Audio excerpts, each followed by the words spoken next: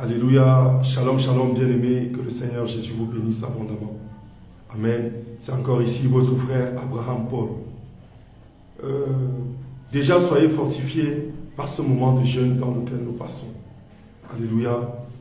Pourquoi je fais cette vidéo en cette soirée? Il est vrai, je devais la faire depuis un certain moment.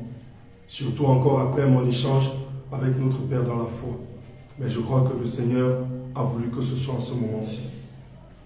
Bien-aimés, il est important que nous sachions que nous ne savons ni le jour, ni l'heure où nous serons appelés à aller rendre compte de la vie que nous aurons menée sur cette terre. Je parle ici et je m'adresse à tout le corps du Christ dans la vraie barque du Seigneur, mais aussi à tous ceux-là qui n'ont pas encore emboîté le pas pour intégrer la barque du Seigneur par laquelle l'enlèvement se fera et qui n'est autre que le réveil international. Jésus revient. Bien-aimés, le Seigneur a touché le cœur d'un de nos bien-aimés ici, afin qu'il nous offre du matériel d'évangélisation.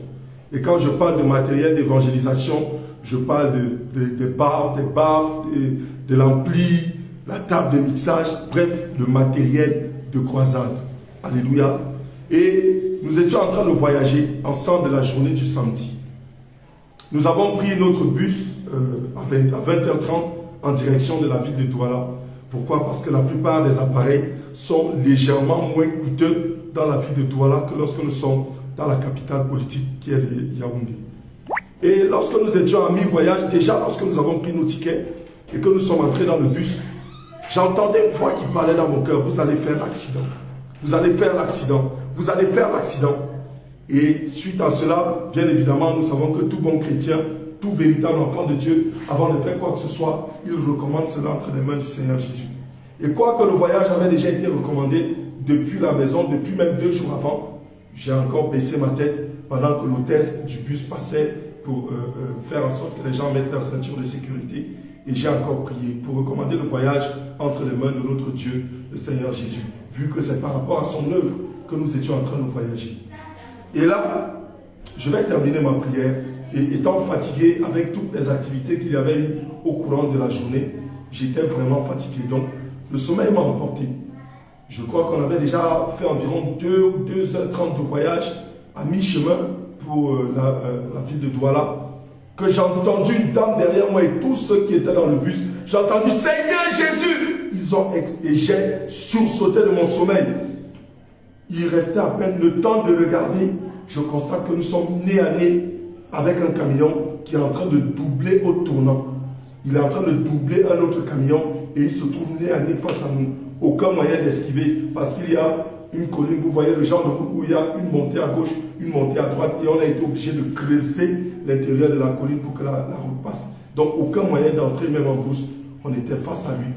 Bien aimé, en quelques 2 secondes, j'ai regardé l'homme de Dieu qui était avec moi. Il était en train de dormir. Quand les gens ont crié, puisqu'il était vraiment fatigué, il sortait d'un lourd travail, il n'était pas en très bon état de santé. Et donc, la seule prière que j'ai eu le temps de faire, bien aimé, ayant vu comment toute ma vie a défilé en 2 secondes, bien aimé, quand je te parle, j'ai encore les frissons. J'ai vu toute ma vie défiler devant moi en l'espace de 2 secondes. Nous étions en vie value, il n'y avait aucun moyen de freiner. La seule chose que j'ai dit, parce que j'ai pensé à Étienne que l'on lapidait avant qu'il ne meure. Et j'ai dit: Seigneur Jésus, pardonne-nous nos péchés et reçois nos âmes pendant que nous mourons. Nous ne voulons pas finir en enfer. Voilà la seule prière que j'ai eu le temps de faire. Je ne sais pas comment j'ai pu dire tout ça en l'espace de 2 secondes. Et à peine j'ai terminé, boum! Mais à ma grande surprise, nous allons ressortir de l'autre côté après avoir percuté le camion. Bien aimé, ce que je te raconte, ce n'est pas un film. Ce n'est pas les films que tu avais l'habitude de voir avant dans le monde. Je ne suis pas en train de te parler d'un film, mais je te parle d'une réalité que j'ai vécue. Je te parle de la réalité. Nous avons percuté le camion et le Seigneur a ouvert comme un portail spatio-temporel où nous sommes entrés, nous sommes ressortis de l'autre côté. Je n'étais pas endormi, je n'avais pas les yeux fermés. J'étais éveillé, voyant la mort en face de moi. Et lorsque nous avons pénétré, au moment de sortir de l'autre côté, tous les bruits se sont arrêtés. Tout le monde a oublié ce qui s'était passé. Et j'ai regardé, les gens étaient en train de dormir. Presque tout le bus, il n'y avait que l'hôtesse et le chauffeur de bus qui était éveillé et moi. Tout le monde dormait. Mais le chauffeur de bus, il était éveillé, mais il ne se souvenait pas de ce qui s'était passé. L'hôtesse, et j'étais le seul, la seule personne qui se souvenait en détail de tout ce qui s'est passé. Bien aimé, lorsque nous sommes arrivés dans la ville de Douala, nous sommes allés à l'hôtel où on devait loger. J'ai dit à l'homme de Dieu qui était avec moi, homme de Dieu, est-ce que tu sais ce qu'on a vécu aujourd'hui? Il dit non, qu'est-ce qui s'est passé? J'ai commencé à le lui relater en détail. Il était choqué de l'apprendre. Sans que le diable ne s'arrête là, puisqu'il s'agit ici du matériel de croisade, par lequel, si Dieu nous fait grâce, nous pourrons aller dans villes et villages tels que cela est déjà planifié, dans des villes et dans des villages, pour aller pomper l'évangile, de manière à ce que même si tu es couché chez toi à 2 km, quand on va dire gloire à Jésus, le gloire à Jésus là va résonner dans ton temple, a été réveillé. Mais le diable n'était pas content. On a fini de faire les achats le dimanche. Maintenant, il y avait le dernier baffle, le gros qui sont basses, que je devais récupérer le lendemain. Alors le lendemain, lundi, puisque c'était férié, à cause de la fête des musulmans, nous sommes allés et j'ai récupéré. J'ai pris le bus qui devait décoller aux environs de midi. Dieu a permis que l'heure soit reportée à 13h parce qu'il n'avait pas envie de finir avec le baffle. Et donc, 13h, nous étions déjà dans le bus pour le décollage.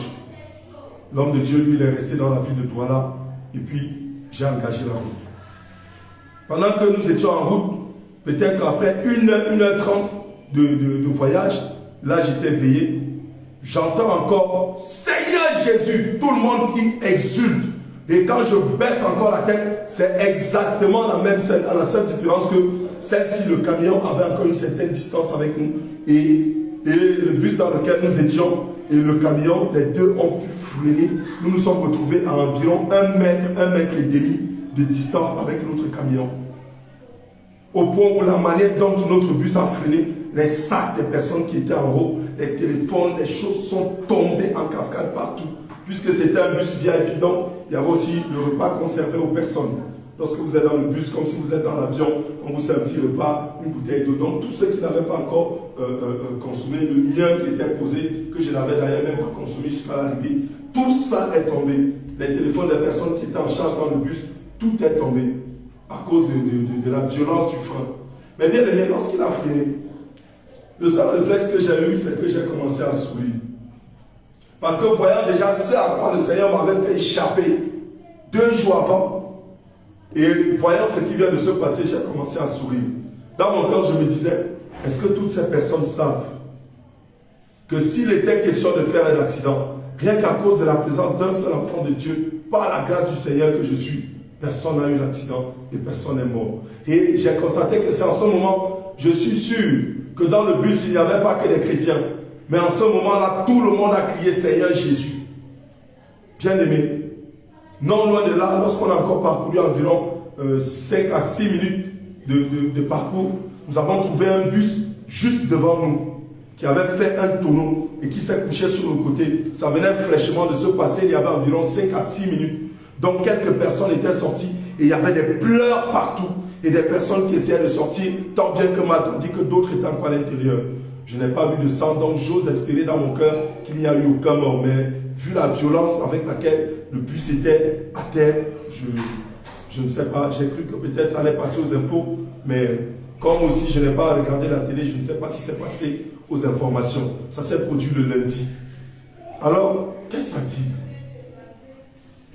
Nous-mêmes qui sommes dans le réveil, qui sommes au service de Dieu, qui prêchons, qui évangélisons, qui pratiquons par la puissance du Saint-Esprit les délivrances, les baptêmes et tout ce qui va avec. Nous-mêmes qui sommes brebis, qui recevons les enseignements, nous qui devons mener une vie de sainteté, nous qui sommes en train de préparer aujourd'hui la Pâque, bien aimé, tu n'es pas sûr de voir demain. Mais dans quel état ce moment te trouvera? Bien aimé, j'ai été choqué jusqu'à présent. J'ai été choqué. Cette histoire est restée gravée dans mon cœur comme la première fois où le Seigneur a ramené un mort à la vie au travers de nos mains. Après 3 mois de conversion à la Sainte Doctrine, dans le réveil. C'est resté gravé dans ma mémoire jusqu'à aujourd'hui. Et c'est la même chose que j'ai vécue. C'est le même effet que cela a eu. C'est-à-dire que nous étions morts. Mais le Seigneur a changé les choses au point d'effacer la mémoire de tous ceux qui étaient avec nous dans le bus. Alléluia. Et je suis le seul qui m'en suis souvenu. Alléluia. Et je crois que c'était une manière aussi pour le Seigneur de me laisser voir et de me prévenir. Ce qu'il fait pour nous au quotidien. C'est ce qu'il fait pour nous au quotidien.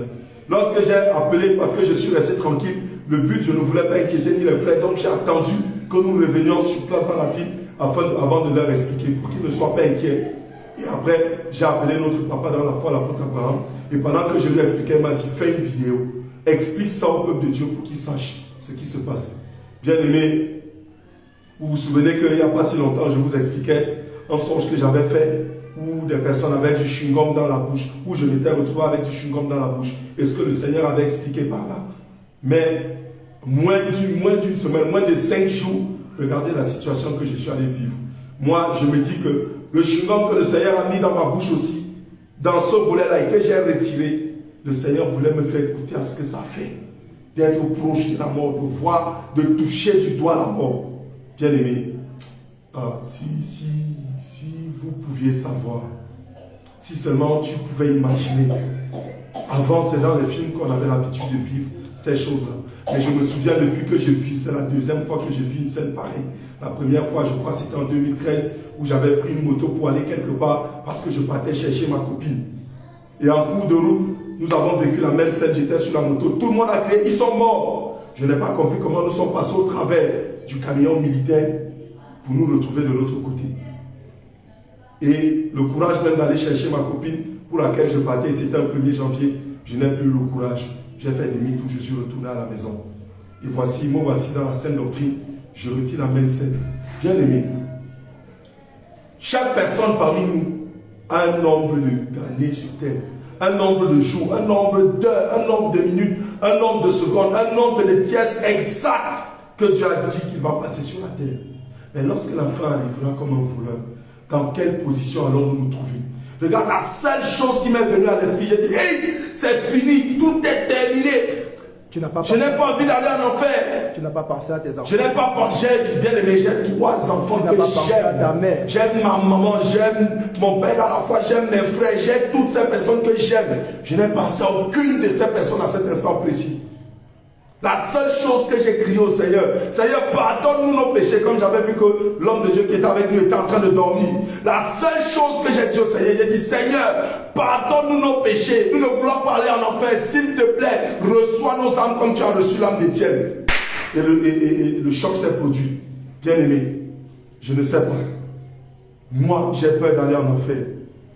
Je n'ai pas envie d'aller en enfer, mais mon souhait, c'est d'aller dans le royaume des cieux. Vous pouvez voir cette page d'évangélisation que le Seigneur nous a inspiré d'imprimer. Regardez le grand titre.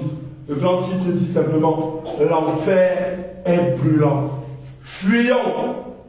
Bien aimé, c'est une fuite en avant. Fuir l'enfer, c'est s'attacher à Jésus. Fuir l'enfer, c'est renoncer à toutes ces choses. Toutes ces choses qui sont abominables aux yeux de Dieu. L'Écriture nous dit dans le livre de Marc, et que servirait-il un homme de gagner le monde? Que servirait-il un homme d'avoir de faux cheveux, de faux ongles, de faux cils, un faux teint? Que servirait-il un homme d'avoir des tatouages? Que servirait-il un homme de faire des coiffures abominables? Que servirait-il un homme de s'habiller de manière dévergondée, de manière dépravée? Que servirait-il à un homme de faire toutes ces choses si à la fin de sa vie, quoi qu'il était millionnaire, milliardaire ou multimilliardaire, que lui servirait-il d'avoir eu toutes ces choses s'il venait à perdre son âme? Bien aimé, regardez une illustration. Me voici, quand je dis me voici, parce que tous, avant de connaître la sainte doctrine, nous étions des prostituées. Et l'Écriture dit que les prostituées vont dévancer plusieurs royaumes des cieux. Nous devons être ces prostituées-là qui, en marchant, ont trouvé la vie, la parole de Dieu. Nous nous sommes baissés pour ramasser. Et puis, doucement, en disant, nous avons commencé à nous transformer pour nous parfaire. Jusque-là, c'était encore insuffisant. Nous avons ouvert, rien qu'en voyant la couverture de la sainte doctrine, nous sommes arrivés à ce niveau, on a pu porter ça. Maintenant, rien qu'en commençant à lire, nous sommes arrivés à ce niveau. Mais lorsque nous avons compris ça, on ne se borne plus à lire seulement, mais à mettre en pratique. Vous voyez ici, la personne, c'est devenu un mode de vie pour elle. Ce n'était plus un simple livre, mais c'est devenu un mode de vie pour cette personne. Bien aimé, regardez le résultat. Voici cette dame. Regardez comment elle était avant. La première chose à laquelle tu penses quand tu la vois, c'est le sexe. La première chose à laquelle elle te fait penser, c'est entrer avec elle dans une chambre. Mais regardez, Regardez le résultat. La voici et la voici. Voilà ce que la parole de Dieu doit produire sur ton corps, sur ton âme et sur ton esprit. Bien-aimé, si tu te dépouilles seulement de corps, mais ton âme est sale, ton corps est sale, ton esprit est sale, tu ne pourras pas hériter le royaume des cieux. Je me suis rappelé, pendant que j'ai vu la mort défiler, que je n'avais pas encore fini de travailler avec la colère qui quelquefois m'emporte. Que je n'avais pas encore fini de travailler avec plein de choses. Mais ma seule prière était, Seigneur, aie pitié. Je ne veux pas finir en enfer. Pardonne-moi mes péchés et reçois mon âme comme celle d'Étienne. Mais le Seigneur ayant vu, le Seigneur m'a juste fait voir pour me dire, fils, voilà comment l'ennemi réclame vos âmes tous les jours. Et voilà comment je vous protège. Prenez-y garde, car lorsque la fin arrivera, il n'y aura plus rien à faire. Bien-aimé, j'aimerais t'exhorter. J'aimerais vraiment t'exhorter. Et j'aimerais même dire à quelqu'un de ne pas manger indignement à la table du Seigneur. Voilà la Pâque que nous préparons. Il y aura la table du Seigneur. C'est pourquoi nous sommes en jeûne, pour nous préparer. Bien-aimé, ne viens pas manger avec des choses en toi. Car le livre de Corinthiens dit que plusieurs ont été frappés d'infirmité, de paralysie, de bras coupés, d'accidents avec les pieds coupés. Et plusieurs, un très grand nombre, selon qu'il est écrit en noir et blanc dans la Bible, un très grand nombre est mort. Bien-aimé, je t'en supplie, ressaisis-toi. Je t'en supplie, fais de la vie de sainteté un mode de vie dans lequel tu te sens dans la joie. Ça ne doit pas être comme un cahier de charge de douleur. Le Seigneur dit, mon fardeau est léger, mon joug est doux. Ça ne doit pas être comme si tu étais en prison. Tu n'arrives plus à sourire parce que tu as accepté la sainte doctrine. Ça devient pour toi comme un cahier de charge, une lourde charge, un lourd fardeau. Non. Si tu prends ça comme une joie, même si aujourd'hui, même si un ange descend, même si le Seigneur même me dit, fiston, même si tu ne te dépouilles pas, tu vas entrer dans mon royaume. Même si tu ne forniques pas, tu vas entrer dans le royaume. S'il me dit aujourd'hui, fils, tu peux recommencer à te masturber, ça ne dérange pas, tu pourras entrer. Je dis, même si le ciel s'ouvre et que je vois l'ancien des jours lui-même descendre et qu'il me dise, fils, toi qui étais président des masturbateurs du monde, tu peux recommencer à te masturber aujourd'hui. Tu peux recommencer à consommer de l'alcool aujourd'hui. Tu peux recommencer à te dépraver aujourd'hui. Tu vas tout de même entrer dans mon royaume. Je ne le ferai plus. Parce que c'est devenu une partie de moi. Et je veux que tout mon corps, que ce ne soit plus seulement une partie de moi, mais tout mon corps, mon âme, tout mon esprit soit imprégné de la sainte doctrine. Ne vive que sainte doctrine, ne mange que sainte doctrine, ne parle que sainte doctrine, ne respire que sainte doctrine dans tous mes faits et gestes. Bien aimé, je ne suis pas le plus saint, je ne suis pas le plus parfait. Mais avec ce que j'ai vu, bien aimé, ça doit appeler. Ça doit appeler plus d'une personne à revenir à Christ, à se ressaisir. Toi que l'impudicité était déjà en train d'entraîner, toi qui étais déjà en train de draguer les sœurs dans le secret, toi qui avais déjà une attitude contraire à ce que le Seigneur nous enseigne, quoi qu'étant conscient de la vérité, tu sais qu'il est écrit, et bien qu'ils connaissent le châtiment de Dieu, jugeant digne de mort ceux qui commettent de telles choses, non seulement ils les font, mais ils approuvent ceux qui les font. Bien-aimé, je t'en supplie, c'est le moment de te ressaisir. C'est le moment de te ressaisir. Je te dis encore pour chuter. J'ai vu ma vie défiler comme un jeu. J'ai vu ma vie défiler comme un jeu. Comme un jeu. Comme un simple jeu. J'ai réalisé que c'est fini. Je ne sais pas comment t'expliquer l'état d'esprit dans lequel je me suis retrouvé. J'ai réalisé que c'était terminé. Et que je ne connaissais pas le résultat de l'autre côté. Parce qu'il y avait encore des choses que je n'avais pas totalement réglées. Parce qu'il y avait encore des restitutions que je n'avais pas encore pu régler. J'ai réalisé que c'était terminé. Et donc j'ai paniqué. J'ai dit, Seigneur, je t'en supplie, pardonne tous nos péchés. Et permets-nous d'entrer dans ton royaume. Reçois nos âmes, puisque c'est terminé. Je n'ai pas dit, Seigneur, sauve-moi. Seigneur, je ne me suis pas encore marié. Seigneur, je n'ai pas encore construit ma maison. Seigneur, je n'ai pas encore une voiture. Seigneur, je ne suis pas encore allé en Europe. Seigneur, je ne suis pas encore allé en Amérique. Seigneur, je n'ai pas encore ma société. Seigneur, je n'ai pas encore porté les plus grandes vestes, les plus belles tuniques. Je n'ai pas dit toutes ces choses. Je n'ai même pas pensé à mes enfants que j'aime. Je n'ai même pas pensé à mes frères en Christ.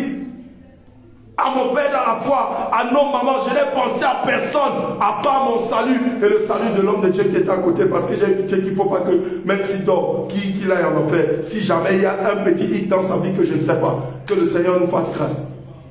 Et bien aimé, tu vas pleurer pour les biens éphémères, Tu vas pleurer pour la vanité. Et si tu gagnes toute la vanité, que te servira-t-il d'avoir toute cette vanité pour laquelle tu te bats au péril de ton salut, pour laquelle tu te bats, quitte à abandonner ton salut, pour laquelle tu te bats au détriment du salut de ton âme. Tu as le pilier, la lumière que Dieu a établi dans ta famille, afin d'attirer toute ta famille à Christ. Mais si toi-même, la lumière arrive, tu ne laisses pas qu'elle t'éclaire et qu'elle passe par toi pour éclairer celle de ta famille, mais tu auras condamné non seulement toi, mais toute ta famille et toutes les personnes que tu aurais pu évangéliser pour gagner à Christ. Oh, quand l'Éternel va te demander des comptes, ne sais-tu pas qu'il est dit en Hébreux 10:31, c'est une chose terrible que de tomber entre les mains du Dieu vivant. Bien-aimé, j'aimerais que tu prennes conscience, que tu te débrouilles comme tu peux à prendre conscience.